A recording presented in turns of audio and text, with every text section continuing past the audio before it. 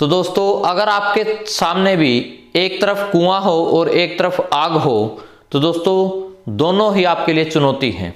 आप किसी भी जगह में नहीं जा सकते क्योंकि आपको पता है कि आपका पतन निश्चित है। तो इसी तरह दोस्तों सीईटी में क्या हो रखा है कि जो आपके एक्स्ट्रा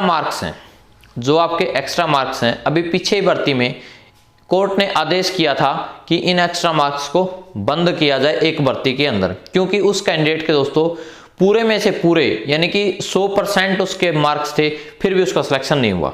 ठीक है, तो इसी वजह से इसमें क्या हो रखा है कि अगर ये एक्स्ट्रा मार्क्स लगाएंगे तो दोस्तों उसी जो केस लगा हुआ है उसी केस को लेकर के चुनौती दे देंगे कि इसके अंदर देखिए बंद कर रखे हैं तो आपने एक्स्ट्रा मार्क्स कैसे लगा दिए। अगर दोस्तों ये बंद करें तो बंद करेंगे भी कैसे करेंगे, क्योंकि एडवर्टीजमेंट के अंदर जो है इसके मार्क्स का हवाला दे रखा है एक्स्ट्रा मार्क्स का। ठीक है, तो यानी कि एक्स्ट्रा मार्क्स को इस स्टेज पर ना तो बंद कर सकते हैं और ना इस स्टेज पर एक्स्ट्रा मार्क्स को लगा सकते हैं। इसका एकमात्र सॉल्यूशन क्या है कि जो केस का रखा है उसकी आगे अपील कर दी जाए कि हमारी जो पॉलिसी है उसके अंदर एक्स्ट्रा मार्क्स देने की हमने पॉलिसी बना रखी है। ठीक है, कुछ अगर इस तरह का कुछ कार्य होगा तभी ये एक्स्ट्रा मार्क्स दोस्तों लगाए जाएंगे, तभी आप लोगों का सीईटी का प्रोसेस होगा। अदरवाइज ये भर्ती दोस्तों जो है आपकी सीईटी कि आपने देखा होगा कि पहले पीजीटी वगैरह की भर्तियां हैं, ठीक है, 10-10 साल में उनके निर्णय आए हैं या कुछ भर्तियां रद्द कर दी गई। ठीक है, पेपर लेकर के भी रद्द कर दी, लगा करके जैसे वो ज्वाइन कर लिया था फिर भी रद्द कर दी गई, 10-10 साल उनको नौकरी के हो गए थे। ठीक है, तो यानी कि कोई भी इसी तरह का काम न हो। तो दोस्तों इसके लिए जो है या तो एक्स्ट्रा मार्क्स को बंद करेंगे तो दोस्तों कैसे करेंगे ये एडवर्टीजमेंट में लिख रखा है, या फिर सीईटी परीक्षा को ही दोबारा ले लिया जाए। ठीक है, दोबारा से एडवर्टीजमेंट करके दोबारा से परीक्षा लेना ये भी बहुत मुश्किल काम है। ठीक है, यानी कि दोस्तों तीनों ही मुश्किल काम हैं सीईटी के सामने, तीनों ही चुनौतियां हैं। इसका मतलब क्या दोस्तों, इसके अंदर कौन पीछेगा, इसके अंदर कैंडिडेट पीछे जाएंगे। ठीक है, इसके अंदर कैंडिडेट पीछे जाएंगे क्योंकि उन्होंने दोस्तों 12 जनवरी 2021 को ये फॉर्म निकले थे और 2023 आ गए, 2-3 साल हो चुके हैं आप लोगों को इसी के पीछे कि हमारे फॉर्म निकले हुए हैं, हम नौकरी लगेंगे। ग्राम सचिव की भर्ती को देख लो आप, 2014 में निकली थी और दोस्तों 2014 से लेकर के अभी तक जो है करते गए एडवर्टीजमेंट। अब 2021 में इसमें सीईटी के अंडर में ये डाल दी। ठीक है, ये आप लोगों को पता ही है। तो सीईटी के अंडर में दोस्तों ये डाल दी थी भर्ती आपकी। तो अब आप हिसाब लगा सकते हैं कि ये भर्ती आपकी कितनी लंबी खींच सकती है। तो आपको पता कितनी लंबी खींच सकती है, अक्टूबर 2024 में इलेक्शन है, अक्टूबर 2024 के अंदर इलेक्शन है। तो ये दोस्तों यहां तक भर्ती जो है जा सकती है और ये कोई यूं नहीं है कि भाई नहीं जा सकती, क्योंकि किसी ने भी नहीं सोचा होगा कि अक्टूबर 12 जनवरी 2021 को निकले फॉर्म, इसका पेपर नवंबर 2022 में होगा। ये चीज किसी ने नहीं सोची होगी और 1.5 साल तक फॉर्म निकलेगा। दूसरा एक उदाहरण देता हूं मैं आपको हरियाणा पुलिस का। हरियाणा पुलिस में दोस्तों ये भर्ती निकली थी 2019 के अंदर। कब निकली थी, 2019 के अंदर।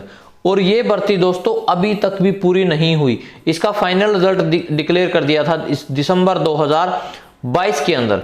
ठीक है, सॉरी दिसंबर 2021 के अंदर, दिसंबर 2021 के अंदर दोस्तों इसका फाइनल रिजल्ट डिक्लेयर कर दिया गया था और इसमें उसी टाइम जो है केस चला गया था कोर्ट में, इस भर्ती के ऊपर उसी टाइम केस चला गया था और ये आज भी भर्ती लटक रही है। यानी कि 2023 आ गया तो कितने साल हो गए दोस्तों, 4 साल। यानी कि 4 साल से ये भर्ती लटक रही है और अभी इसकी डेट है 19 अप्रैल की। अभी भी कोर्ट में चला हुआ, ऐसा नहीं कि हो गई पूरी, भी 4 साल हो गए तो अभी भी चल रहा है। ठीक है, तो यानी कि इसका एक बेस्ट कोई ना कोई सोल्यूशन ले लिया जाए, जैसा कि यहाँ पर भोपाल सिंह अपने चेयरमैन साहब ने कह रखा है कि वे ऐसे जो है समस्याएं आ रही हैं। ठीक है, इस तरह की भी समस्याएं नीचे मतलब बैकग्राउंड पर सतर पर चल रही है कि हमारे सामने ये समस्याएं हैं। तो दोस्तों इसका अब आप लोगों ने अपने सतर पर क्या स्टेप करना है, जो मुझे जो लगता है, ठीक है, ताकि आपका जो है टाइम ना वेस्ट हो और आपका माइंड जो है थोड़ा सा शांत रहे। तो अभी आप लोगों को यह भी पता है कि सीईटी के मेंस में जो है, सीईटी के मेंस में क्या आएगा दोस्तों, एसएससी पैटर्न। ये आप लोगों ने चेयरमैन साहब के मुख से कई बार सुन लिया और एसएससी के पैटर्न पर ही आएगा, ठीक है। रीजनिंग हो, मैथ हो, इंग्लिश हो, ठीक है, या फिर जीके हो, ये चारों सब्जेक्ट तो दोस्तों आपके हरियाणा में भी आएंगे और ये एसएससी में भी आते हैं, ठीक है।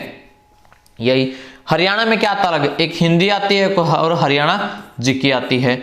अब आप लोगों का कसूर क्या होता है, आप लोग गलती क्यों करते हो, क्यों आपके 70 प्लस नंबर नहीं आए हैं, क्या कारण है आखिर 70 प्लस नंबर न आने का, ठीक है। तो उसका सबसे बड़ा कारण ये, जितने भी दोस्तों 60 से नीचे हैं उसका यही कारण है कि हरियाणा जीके की तो आपके पास दोस्तों 4 से 5 किताबें सभी ने खरीद रखी हैं।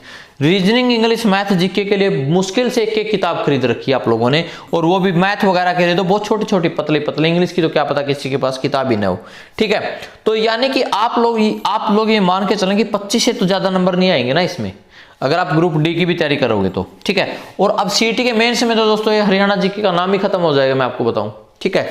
तो इसलिए आपको जो क्या करना चाहिए कि एसएससी में सीजीएल के फॉर्म निकलेंगे दोस्तों, अभी सीजीएल में के फॉर्म निकलेंगे अप्रैल 2023 के अंदर अभी, और इसका पेपर होगा जून जुलाई में, ठीक है, जून जुलाई में। इसका मेंस होगा दोस्तों अक्टूबर में, और इसका रिजल्ट आ जाएगा आपका दिसंबर में।